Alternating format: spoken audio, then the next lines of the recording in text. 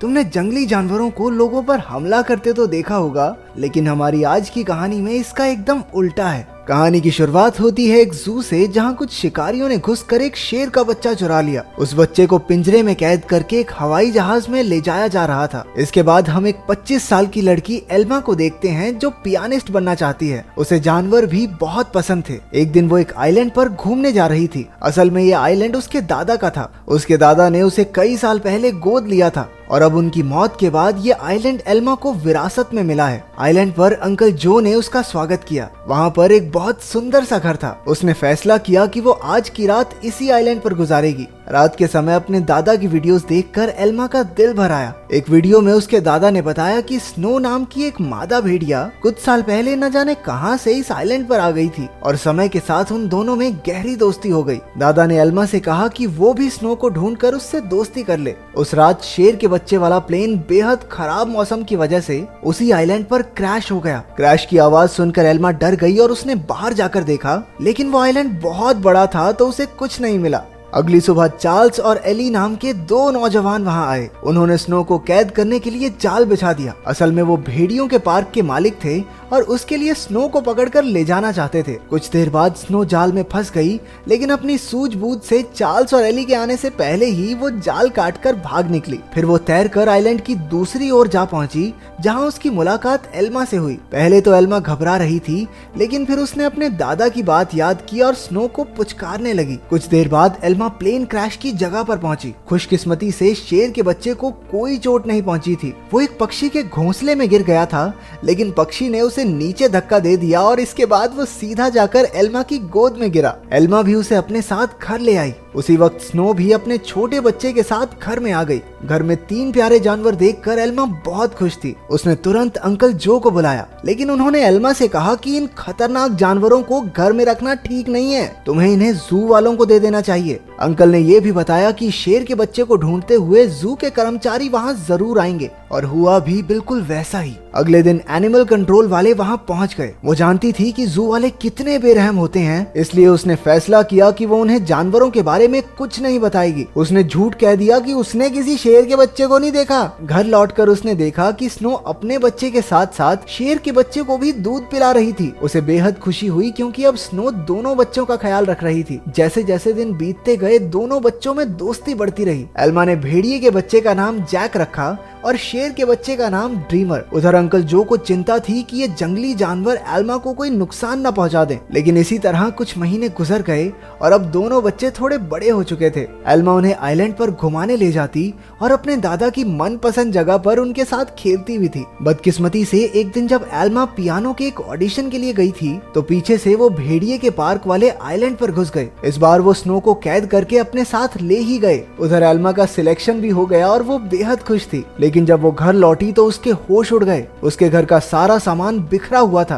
क्योंकि दोनों बच्चे भूख की वजह से परेशान हो गए थे। एल्मा ने स्नो को ढूंढने के लिए पूरा आइलैंड छान मारा, लेकिन स्नो तो वहाँ थी ही नहीं। अब उसे ही बच्चों का पेट भरना था, इसलिए उसे ना चाहते हुए भी अपनी पियानिस्ट की नौकरी छोड़नी पड़ी। एक दिन अंकल जो फिर से वहाँ आए और खूंखार जानवरों को अब तक वहाँ देखकर गुस्से से भर गए। उसने एल्मा से उसी वक्त जानवरों को जू में भेजने को कहा, लेकिन एल्मा ने उन्हें समझाया कि उसके दादा की यही इच्छा थी कि वो जानवरों के साथ रहे, और फिर जू में न जाने इन मासूमों पर कितने अत्याचार होंगे। आखिरकार अंकल जो भी मान गए और एल्मा को गले से लगा लिया। अब उनका सारा समय जानवरों को खाना खिलाने और उनका पूरा ध्यान रखने में जाता था। एल्मा को जैक और ड्रीमर से बहुत प्यार था और बदले में जानवर भी उस पर जान छिड़कते थे। देखते ही देखते 1 साल गुजर गया और अब दोनों जानवर बड़े हो गए थे। अंकल जो शहर से उनके लिए मांस लाया करते थे, लेकिन उनके पास जाने में उन्हें डर लगता था। उन्होंने फिर से एल्मा को समझाया कि इनके साथ रहना खतरे से खाली नहीं है, लेकिन एल्मा किसी कीमत पर उन्हें छोड़ने को तैयार ही नहीं थी। एक दिन एक माँ बेटी कश्ती में आइलैंड के नजदीक आए। उन्हें देखकर जैक उनके पास जाने लगा। जैसे ही एल्मा ने ये सब देखा, वो जैक को रोकने के लिए भागी, लेकिन वो एक पत्थर से टकराकर नीचे गिर गई और उसके सर में चोट लगने की वजह से वो उसी वक्त बेहोश भी हो गई। वो माँ बेटी ये सब नहीं देख पाई और वापस कश्ती में चली गई। कुछ ही देर में जैक और ड्रीमर एल्मा के पास आए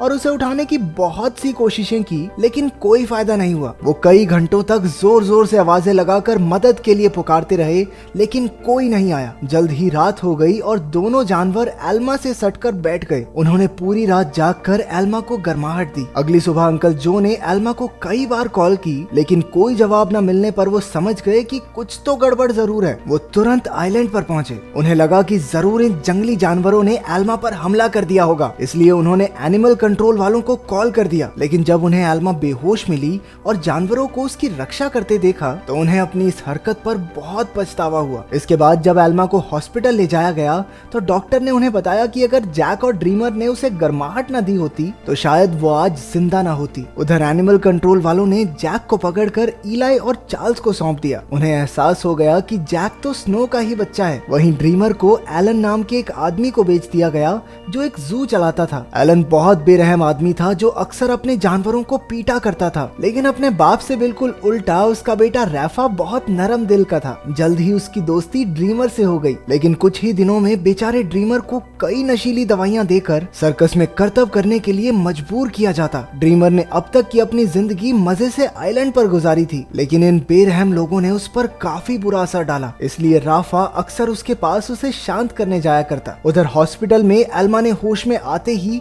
जैक और ड्रीमर के बारे में पूछा। अंकल जो ने भारी दिल के साथ उसे सब सच बता दिया। जैसे ही एल्मा हॉस्पिटल से बाहर आई वो सीधा एनिमल कंट्रोल के दफ्तर में पहुंची। उसे पता चला कि जैक को तो भेड़ियों के पार्क में भेज दिया है और ड्रीमर को उन्होंने एक सर्कस ग्रुप को दे दिया था। ये सुनते ही वो गुस्से से भर गई और ऑफिसर पर चिल्लाने लगी, लेकिन अंकल जो ने उसे शांत किया। कुछ समय बाद एल्मा ने एली को फोन करके जैक के बारे में पूछा। एली ने बताया कि जैक बहुत खुश है और यहाँ उसके कुछ दोस्त भी बन गए हैं। इससे एल्मा को थोड़ी तसल्ली मिली, लेकिन अब भी वो ड्रीमर के लिए बहुत परेशान थी। अगले कुछ हफ्तों तक वो शहर की हर एक सर्कस में गई और सबसे ड्रीमर के बारे में पूछताछ की, लेकिन कुछ हाथ नहीं लगा। उधर ड्रीमर की वजह से एलन की मोटी कमाई होने लगी थी। ड्रीमर जल्द ही स्टार लॉयन के नाम से मशहूर हो गया। एक दिन ड्रीमर का सर्कस ग्रुप भेड़ियों के पार्क के पास से गुजर रहा था और जैक ने तुरंत अपने बचपन के दोस्त को पहचान लिया। जैक अपनी सूझबूझ से पिंजरे से बाहर निकल गया। एली ने जब ये देखा तो वो समझ गया कि जैक बेहद समझदार है और वो जरूर कुछ ना कुछ ढूंढ रहा है। जल्द ही जैक उस तक पहुंच गया जिसे वो ढूंढ रहा था। उसने बड़ी चालाकी से ड्रीमर को भी पिंजरे से छुड़ा लिया। इतने महीनों के बाद एक दूसरे से मिलने पर दोनों जमकर खेले। जब एलन को ड्रीमर के भागने का पता चला